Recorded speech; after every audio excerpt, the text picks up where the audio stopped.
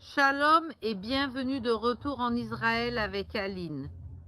Nous parlons en direct de Jérusalem. Il est maintenant 18 heures à Jérusalem, 13 heures selon l'heure de Brasilia. Vous pouvez voir qu'il fait déjà nuit dans la ville et, comme vous pouvez également le constater, une partie de la ville est déjà décorée pour Noël. Nous parlons maintenant du 17 décembre, c'est-à-dire dans très peu de temps. Les célébrations de Noël commencent déjà ici à Jérusalem et dans toute la Terre Sainte, donc la ville est déjà décorée. Alors, nous allons parler un peu de comment Jérusalem est en ce moment. Et nous allons aussi parler d'un sujet très polémique qui revient chaque année à l'époque de Noël, qui est quelle est l'origine de Jésus? L'origine de Jésus est ici, dans cette région, plus précisément à Bethléem, et il y a toujours des débats pour savoir si Jésus était juif, s'il était palestinien, ce qu'il était exactement. Alors aujourd'hui, nous allons répondre à cette question et à d'autres interrogations. Et avant de continuer, je veux montrer quelque chose de très spécial. Une façon d'apporter un petit morceau du lieu le plus sacré des Écritures chez vous pour ce Noël. Ce pendentif ici contient de la véritable terre du mont du Temple, transformée en quelque chose de beau et profondément significatif. Ce petit flacon contient la terre récupérée de là où tant d'histoires bibliques se sont déroulées et aucune nouvelle excavation ne sera permise là-bas à l'avenir. Chaque pièce est accompagnée d'un certificat officiel, brique, un souvenir historique et significatif qui vous relie à cet endroit extraordinaire. Assurez-vous dès maintenant un cadeau de Noël que vous n'oublierez jamais. Brique, il suffit d'accéder au lien dans la description ou de scanner le code QR. Alors, je veux souhaiter shalom à tout le monde qui arrive. Maria de Fátima, Dejaci, Shalom, Marcos, Neuza, José Mário, Rosemary, Raquel, Shalom, Shalom. Alors, commençons. Donc, si vous êtes prêts, nous allons commencer. La première chose que j'imagine que vous voyez, c'est que la ville est extrêmement calme. Vous allez probablement voir des gens marcher derrière moi. Je suis dans une rue principale de Jérusalem. Cette rue que nous voyons ici, c'est la rue King David, la rue du roi David, une rue très célèbre ici. Nous sommes tout près, à environ 10-15 minutes à pied de la vieille ville. Nous sommes dans une zone très centrale, donc vous allez voir des voitures et vous verrez aussi beaucoup de gens passer ici pour prendre des photos avec le sapin de Noël de l'INCA de l'Inca, comme on l'appelle ici à Jérusalem.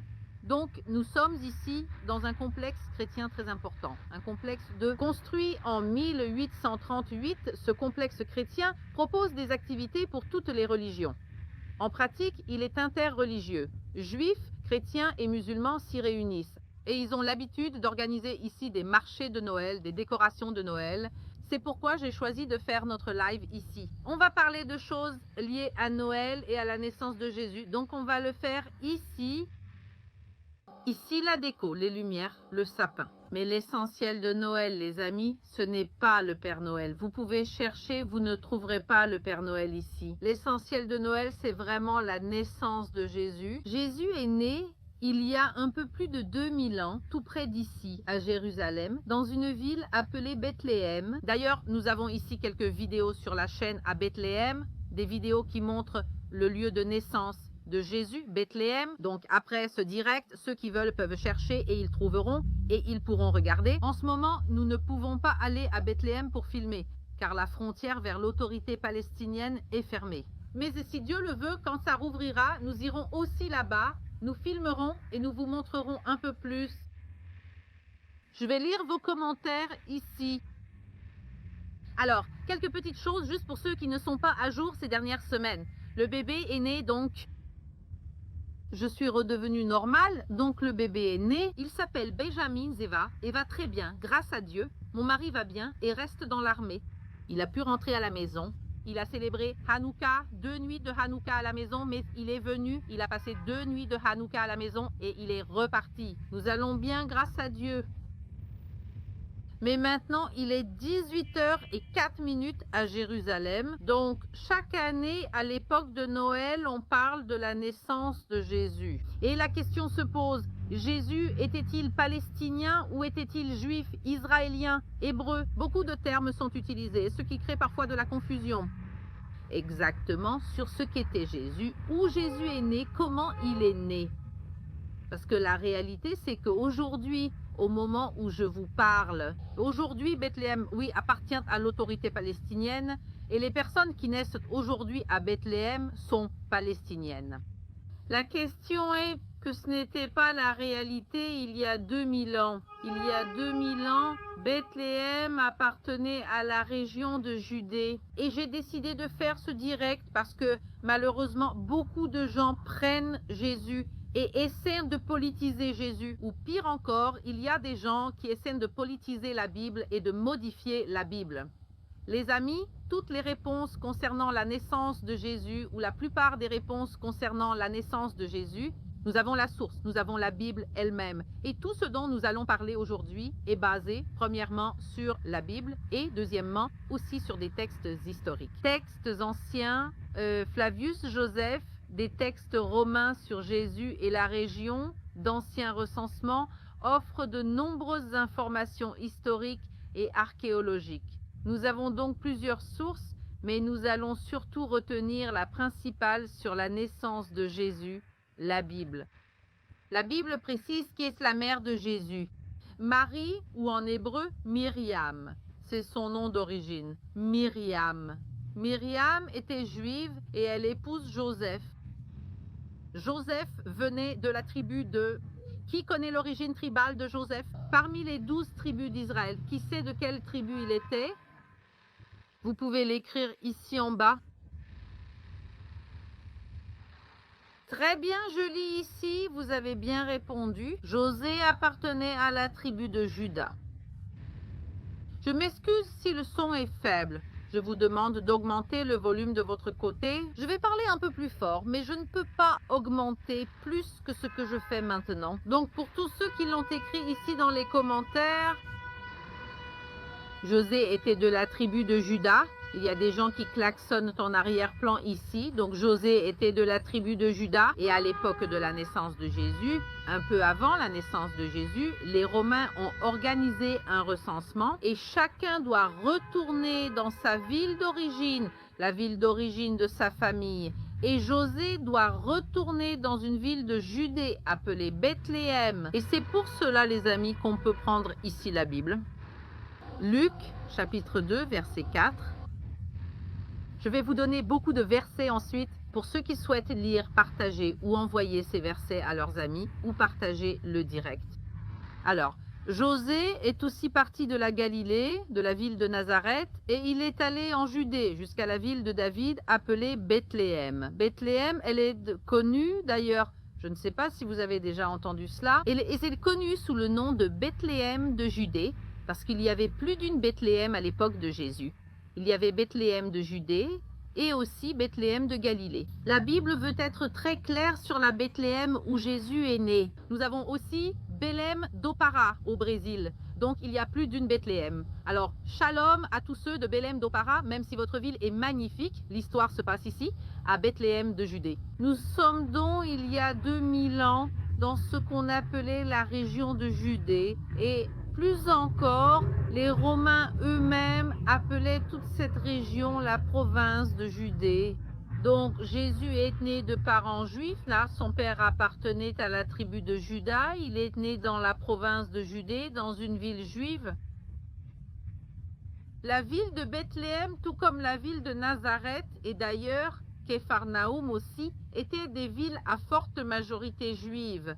Et pour cette raison, Jésus est né, a grandi et a vécu selon les traditions juives. Je suis contente que vous m'entendiez bien. Au moins une partie d'entre vous m'a dit que le son était bon. Il est donc issu de traditions juives. Nous pouvons approfondir ici. Continuons dans le même chapitre de Luc. Luc chapitre 2, verset 21, parle de la circoncision de Jésus. Jésus a été circoncis le 8e jour, Luc nous le dit, et c'est une tradition juive. Mes enfants ont aussi fait cela. Donc, mes enfants, à partir du 8e jour, ils peuvent faire la circoncision. Normalement, on le fait le 8e jour même, si l'enfant est né en bonne santé. On le fait le 8e jour. Si l'enfant a un problème médical et que c'est nécessaire, on peut reporter si besoin. Alors, on le sait. Alors, il est né dans une ville juive. Il a été circoncis comme un juif et il a aussi été présenté au temple. On connaît aussi ce passage dans la Bible. Quand Jésus a 40 jours, il va être présenté au temple de Jérusalem, qui est un temple juif. Et d'ailleurs, ce temple, il va le visiter de nombreuses fois tout au long de sa vie. Nous avons le célèbre passage où Jésus, à l'âge de 12 ans, vient à Jérusalem avec sa famille pour célébrer la fête de Pessah, la Pâque juive. Lui et toute sa famille viennent célébrer à Jérusalem. Et la famille commence à retourner dans la région de la Galilée. Ils quittent la Judée, Jérusalem est la capitale de la Judée, et retournent en Galilée. Et sur le chemin vers la Galilée, les parents se rendent compte que Jésus est resté en arrière. Ils reviennent et trouvent Jésus en train de discuter avec les sages de la loi, et tous sont émerveillés par la sagesse de Jésus. Cela se passe lorsque Jésus avait 12 ans dans le temple juif. Et ce qu'il discutait avec les sages de la loi, c'était des textes juifs. Maintenant, quelle langue parlait Jésus? Quand il discutait avec les sages de la loi, quelle langue parlait-il? Il parlait probablement avec eux en hébreu et en araméen. Jésus parlait couramment ces deux langues, et ce sont les deux langues que le peuple d'Israël de cette époque utilisait. Les 12 tribus d'Israël, ou ce qu'il en restait après certaines expulsions, parlaient majoritairement l'hébreu et l'araméen. En Galilée, l'araméen dominait, tandis qu'en Judée, l'hébreu était plus courant, surtout au temple de Jérusalem. On parlait aussi l'hébreu, qui était la langue utilisée pour les lectures. Quand Jésus entre dans la synagogue, par exemple à Nazareth, et qu'il lit le livre d'Isaïe, il lit en hébreu, il lit des textes juifs en hébreu. Et grâce à la grande sagesse et au leadership que Jésus possédait, Jésus reçoit un titre. Est-ce que quelqu'un sait quel titre Jésus reçoit, comme souvent les gens l'appelaient?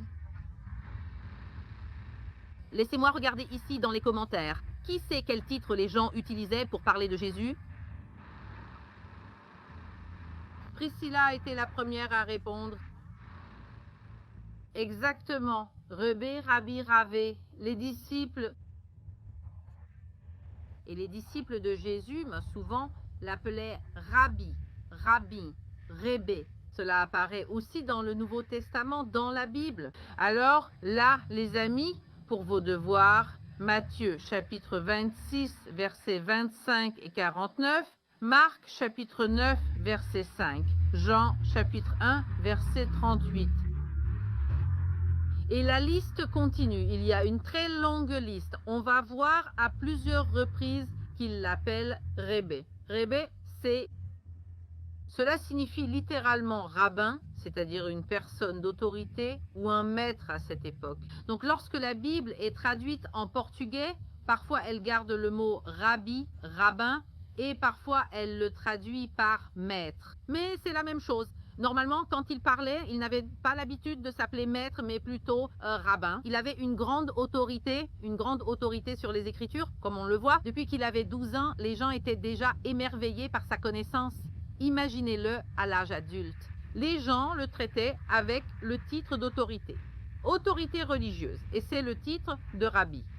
Donc, il est né de parents juifs, il est né en Judée, il a grandi en Galilée, qui est aussi une région juive. Il fréquentait les synagogues, parlait les langues juives, l'hébreu et l'araméen. Il était traité avec le titre juif de rabbin, qui est un titre que nous utilisons encore aujourd'hui. Donc tout cela prouve que Jésus était juif. Dans un instant, nous allons aborder la question du Palestinien. Je vais expliquer cela dans un instant, mais je pense que la dernière preuve, si quelqu'un vous demande si Jésus était juif, oui ou non, vous pouvez répondre. Qu'est-ce qui était écrit sur la croix lorsque Jésus est crucifié, lorsqu'il est condamné par les Romains? Les Romains placent au-dessus de lui une plaque écrite en 3 langues différentes. Et il était écrit là, Jesus Nazarenus Rex Judaeorum Jésus, le Nazaréen, roi des Juifs.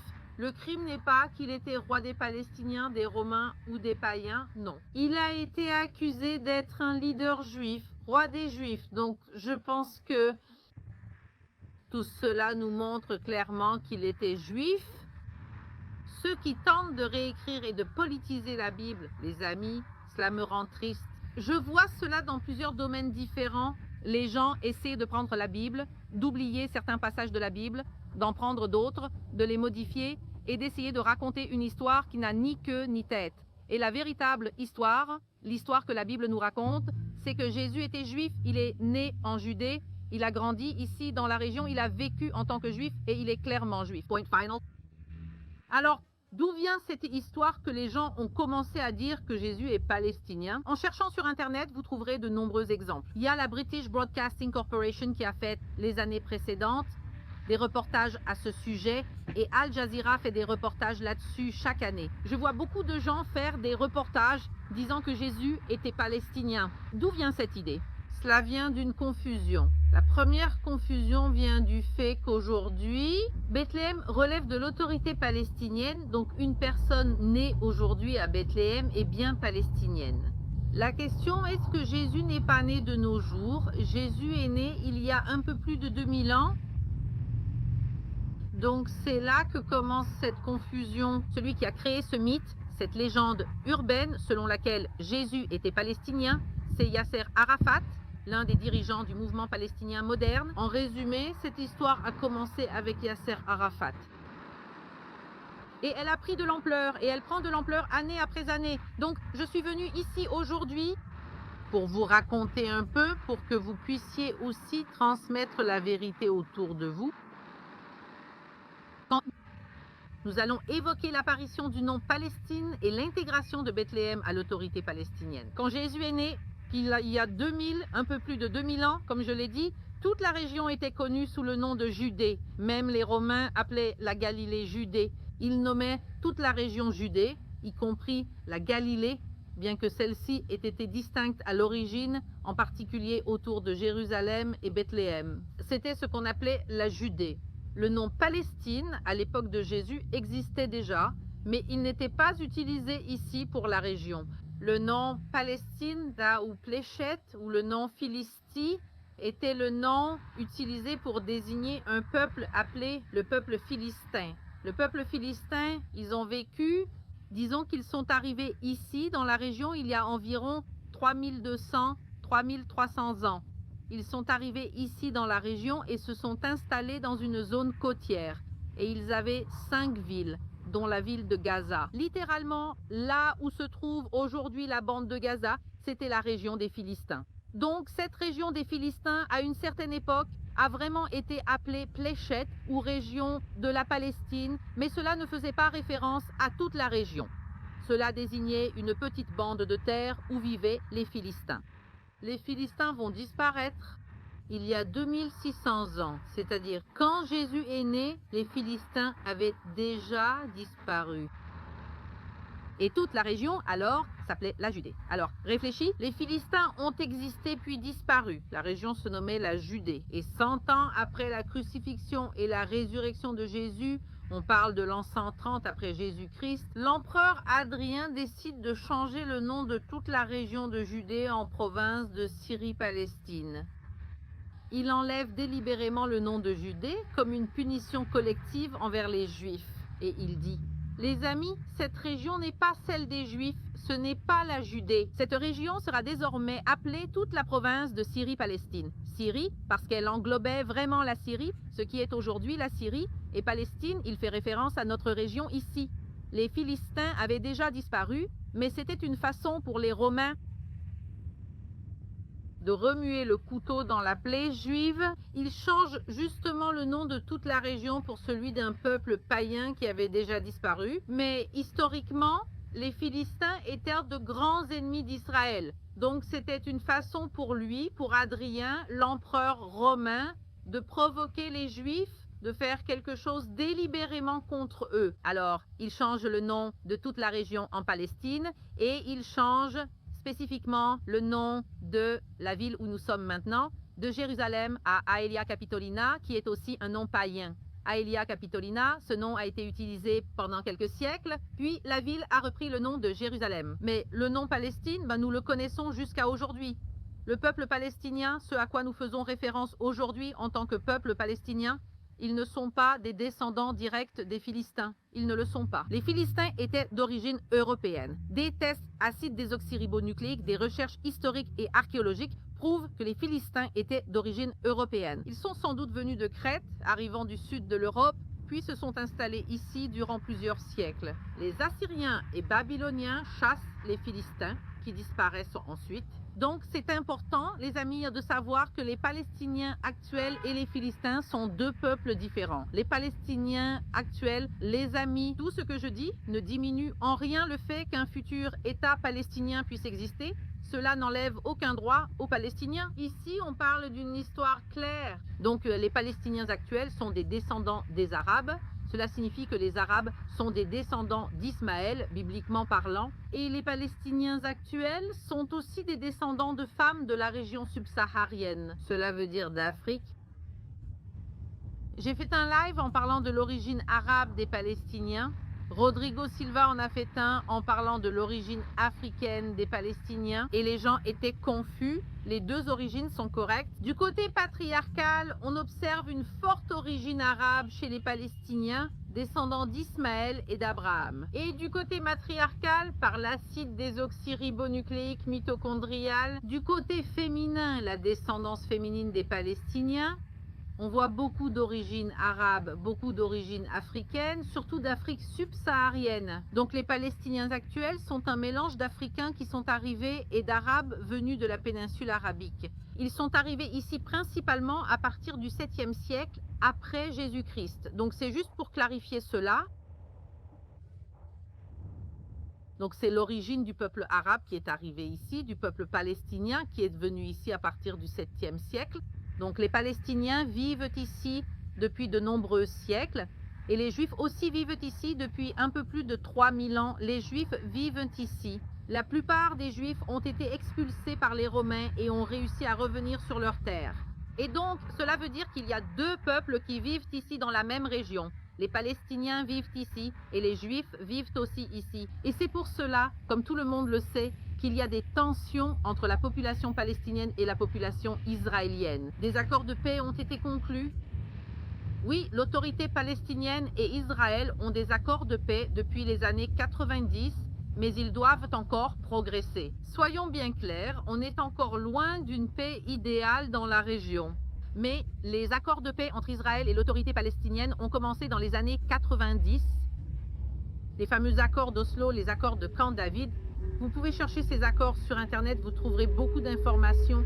Mais dans les années 90, lorsque les accords de paix commencent, l'une des choses qui est créée est l'autorité palestinienne. C'est-à-dire Israël remet des territoires qui étaient sous contrôle israélien pour qu'ils passent sous contrôle palestinien. Et ces territoires qui ont été remis font partie de la Cisjordanie, y compris Bethléem, ainsi que la bande de Gaza, qui a été remise à l'autorité palestinienne. Quand on parle de Bethléem, cela désigne les années 1986, surtout 1994-1995, quand les accords sont signés. À partir des années 90, Bethléem devient une partie de l'autorité palestinienne.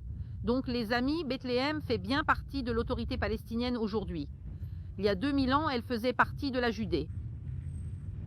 On m'a demandé de parler des accords d'Abraham. J'en parlerai dans un instant, je lis les commentaires en attendant. Pendant que je parle. Jésus n'est pas fictif, non? Jésus n'est évidemment pas fictif, les amis. Toute personne qui connaît l'histoire sait que Jésus a existé. C'est un personnage historique, ça personne n'en doute. Ou du moins, toute personne qui connaît un peu l'histoire et l'archéologie de cette région sait que Jésus a existé. Il suffit de consulter les sources historiques, comme Flavius Joseph. On sait bien sûr que Jésus a existé. On peut donc parler de son historicité, de sa ville de naissance et de sa naissance, sans aucun doute. Il est né en Judée, il est né à Bethléem, et aujourd'hui Bethléem fait partie de l'autorité palestinienne. C'est la ville avec la plus grande communauté chrétienne de l'autorité palestinienne, Bethléem, et elle est aussi très belle à visiter. Il y a aussi des décorations de Noël. Cette année, il y en a beaucoup moins. Les célébrations de Noël, tant dans l'autorité palestinienne qu'en Israël, sont réduites cette année. Parce que, évidemment, Israël a passé les 2 derniers mois en guerre. Il y a encore la guerre à Gaza Et c'est pourquoi je pense que l'ambiance de Noël n'est pas aussi forte cette année. Mais Bethléem est une ville magnifique à visiter. D'ailleurs, toutes nos caravanes, les caravanes d'Israël avec Aline, toutes nos caravanes, nous visitons toujours l'autorité palestinienne. Nous visitons à la fois Bethléem et Jéricho, qui sont, à mon avis, les villes bibliques les plus importantes aujourd'hui sous le contrôle de l'autorité palestinienne. Nous visitons Bethléem, le champ des bergers, nous visitons l'église de l'Annonciation, aussi l'église de l'Annonciation à Nazareth, mais dans ce cas, l'église de la Nativité à Bethléem, donc nous voyageons. Ces régions sous l'autorité palestinienne sont très paisibles et le peuple chrétien de Bethléem nous accueille toujours chaleureusement. Même maintenant, pendant cette période de conflit, des Palestiniens chrétiens, des amis à moi, m'ont envoyé des messages pour demander si j'allais bien, pour souhaiter la paix. Et c'est vraiment notre souhait. Je crois que la majorité de la population souhaite la paix, que ce soit en Israël, en Cisjordanie ou à Gaza. Je pense que la majorité de la population souhaite la paix, souhaite vivre de manière digne, en paix, côte à côte. Alors, on espère vraiment notre souhait de Noël, notre souhait pour... Je pense que notre cadeau de Noël pourrait être peut-être vraiment une paix durable et pas simplement un cessez-le-feu de quelques jours, mais vraiment une paix durable. Mais alors, revenons ici, rembobinons un peu ce dont nous parlions. Depuis les années 1990, Bethléem appartient à l'autorité palestinienne. Pour info, la Cisjordanie est partagée en zones A, B et C. Près de moi, certains prennent des photos avec le sapin de Noël, donc la Cisjordanie, elle est divisée en zones A, B et C. La zone A est totalement contrôlée par l'autorité palestinienne. Par exemple, Bethléem, la zone C est la zone sous contrôle israélien et la zone B est une zone de contrôle partagé. Donc, de nos jours, depuis les années 90, Bethléem appartient à la zone C, à la zone A, la zone de l'autorité palestinienne. C'est pourquoi aujourd'hui, les Israéliens n'entrent pas dans Bethléem. Mais nous, avec des chauffeurs, et moi aussi, comme je travaille dans le tourisme, nous entrons, nous visitons, nous découvrons la ville, nous rencontrons les artisans. Il y a beaucoup d'artisans, même aujourd'hui, qui vivent à Bethléem. Donc Bethléem est vraiment une ville magnifique. Et j'espère que dans les prochaines semaines, avec le miracle final de cette guerre, je pourrai aussi retourner dans l'autorité palestinienne pour filmer là-bas, pour vous montrer encore plus. Nous avons plusieurs vidéos dans l'autorité palestinienne, aussi bien à Béthanie qu'à Jéricho, ainsi qu'à Bethléem. Il doit y avoir d'autres vidéos dont j'oublie les villes en ce moment, mais il y a d'autres vidéos à l'intérieur de l'autorité palestinienne et il y a aussi beaucoup de vidéos en Cisjordanie. Comme Silo, comme le mont Garizim, les Samaritains. Donc on filme, on voyage des deux côtés. C'est aussi un avantage pour moi car je voyage des deux côtés et je peux voir un peu ce qui se passe des deux côtés. Donc pour résumer l'histoire, en ce moment où nous sommes ici en pensant à Noël et Noël, malgré les belles lumières, les décorations, ce que nous devons vraiment nous rappeler, c'est la naissance de Jésus. Vraiment un fait qui a changé l'histoire de l'humanité et qui a transformé toute la Terre Sainte. Jésus est né en tant que juif en Judée et beaucoup de choses se sont passées depuis. Aujourd'hui, Bethléem appartient à l'autorité palestinienne. Mais si vous aviez demandé à Jésus, il y a 2000 ans, s'il était palestinien, il aurait répondu « Non, je ne suis pas philistin. Les Philistins n'existent plus. » Donc, bien sûr, beaucoup de choses se sont passées depuis. Le nom palestinien aujourd'hui est utilisé pour désigner ce peuple arabe et subsaharien qui vit ici dans la région et qui, dans sa grande majorité, cohabite très bien avec Israël. C'est-à-dire que les Arabes israéliens, dans leur grande majorité, sont des descendants de Palestiniens. Ils font partie de la société israélienne. Ils se considèrent comme faisant partie d'Israël, même s'ils ont des origines palestiniennes. Ils sont considérés, ils se considèrent et sont également considérés comme faisant partie d'Israël.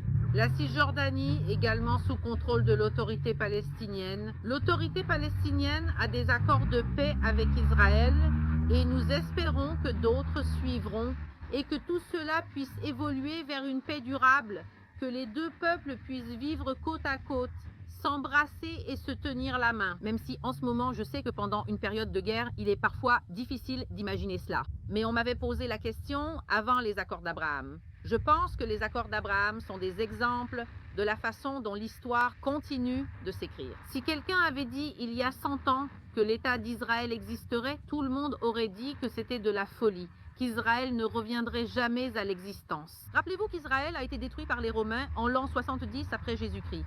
À partir de l'an 136 après Jésus-Christ, la majorité des Juifs a été expulsée d'Israël. Autrefois, si on avait dit il y a 100, 200, voire 1000 ans que les Juifs retrouveraient leur indépendance, on aurait répondu non, c'est impossible. D'abord, Israël a retrouvé son indépendance, ce qui est déjà un miracle. Ensuite, Israël a commencé à être attaqué par les pays arabes de la région et depuis lors, de nombreux pays arabes ont décidé de déposer les armes et de s'allier à Israël et d'avoir une paix durable et forte avec Israël. Donc, l'Égypte a été le premier pays arabe à conclure un accord avec Israël, puis la Jordanie a suivi. Ces 2 ou 3 dernières années, plusieurs pays arabes ont signé des accords. Donc, les Émirats arabes unis, Bahreïn, le Maroc, le Soudan, et si Dieu le veut, bientôt aussi l'Arabie saoudite. L'Arabie saoudite poursuit les négociations de paix avec Israël, maintenant de manière plus discrète. Ils attendent que la guerre se termine, mais une fois que cette guerre sera terminée, ce ne sera qu'une question de temps avant que l'Arabie saoudite ne conclue un accord de paix avec Israël. Et je pense que si quelqu'un avait dit il y a 10 ans qu'il y aurait un accord de paix entre Israël et l'Arabie saoudite, les gens auraient dit « mais vous êtes fous, c'est impossible ». C'est déjà arrivé avec plusieurs pays, c'est en train d'arriver avec l'Arabie saoudite, donc je pense que ça montre que oui, c'est possible. Des choses qui semblaient impossibles il y a quelques années se révèlent possibles. Alors, vraiment, notre souhait pour cette fin d'année, c'est que le Hamas, les personnes qui cherchent la destruction aussi bien d'Israël que des Palestiniens eux-mêmes, que le Hamas soit vaincu et que cela se produise de la manière la plus rapide possible, avec le minimum de pertes humaines possible. Donc que le Hamas soit vaincu et que l'autorité palestinienne ou un organisme compétent et juste puisse administrer la bande de Gaza afin qu'elle soit reconstruite. Et pour qu'à l'avenir, oui, un accord de paix puisse être conclu entre Israël et les Palestiniens. C'est vraiment notre souhait et je crois que c'est aussi le souhait de la majorité du peuple israélien. Donc c'est notre idée. Et que nous puissions vraiment entrer en 2024 dans une année pleine de bonnes choses. Nous sommes ici avec plein de projets pour un merveilleux 2024. Eh bien, comme vous le savez, la chaîne a atteint 2 millions d'abonnés en pleine guerre et c'est pour cela que je n'en parle pas. Mais quand cette guerre sera terminée, nous allons célébrer les 2 millions d'abonnés. Nous allons organiser un tirage au sort pour un autre voyage en Israël. Nous allons faire la fête. Fête, gâteau, tout ce à quoi nous avons droit ici. Nous avons des caravanes prévues pour l'année prochaine, merveilleuses, bien organisées. Nous avons même une caravane Israël avec Aline, avec Rodrigo Silva. Et c'est quelque chose que je voulais faire depuis des années et enfin, nous avons réussi à organiser cela pour l'année prochaine. Alors, vraiment, nous espérons que l'année prochaine, cette guerre se termine rapidement, que l'année prochaine puisse vraiment être une année merveilleuse, une année de paix, une année où nous pourrons vraiment laisser toute cette tristesse derrière nous. Et je sais que je suis dans ce dilemme où à un moment on pense vraiment aux choses positives, on pense à l'avenir, mais d'un autre côté, vraiment encore, Israël traverse vraiment des moments difficiles. Gaza traverse aussi des moments difficiles. Donc on ne peut pas ignorer cela. Mais le plus important, c'est vraiment de continuer à prier pour la paix. Je crois que le pire est déjà passé et que nous nous dirigeons vraiment vers un avenir meilleur. Et que ce soit notre souhait pour cette année 2024. Et pour vous prévenir, si Dieu le veut, à partir de la semaine prochaine, nous allons commencer à publier du contenu entre guillemets normal ici depuis Israël. Nous avons enregistré plusieurs moments pendant la grossesse que j'avais filmés. J'ai pris mon congé maternité pour sortir et être avec mes enfants. Au final, le congé maternité est un peu parti à l'eau à cause de tout ce qui se passe. Je ne voulais vraiment pas vous abandonner et vous laisser. Ne sachant pas ce qui se passe ni si nous allons bien, je voulais juste vous prévenir. Nous avons quelques vidéos enregistrées à différents endroits en Israël que nous avons tournées avant le début de la guerre, un peu avant que la guerre ne commence. Donc nous allons les publier dans les prochaines semaines. Alors l'idée, vraiment, c'est que la chaîne reprenne sa programmation habituelle. Chaque fois qu'il y aura des choses importantes, nous les publierons aussi. Quand la guerre sera terminée, nous allons le publier ici. Nous serons les premiers à publier, à célébrer la fin de ce conflit. Merci pour votre soutien et vos prières. Et je sais que ce live a été un peu plus court que ce à quoi nous sommes habitués. Mais partagez-la, transmettez aux gens la vérité sur qui était Jésus, d'où il est né. Et si Dieu le veut, nous reviendrons à Bethléem avec nos caravanes pour enregistrer et vous montrer encore une fois la réalité de Bethléem aujourd'hui et comment était aussi Bethléem à l'époque biblique. Merci à tous. Merci beaucoup et on reste en contact les amis. Et joyeux Noël, bonne année et on se voit la prochaine fois.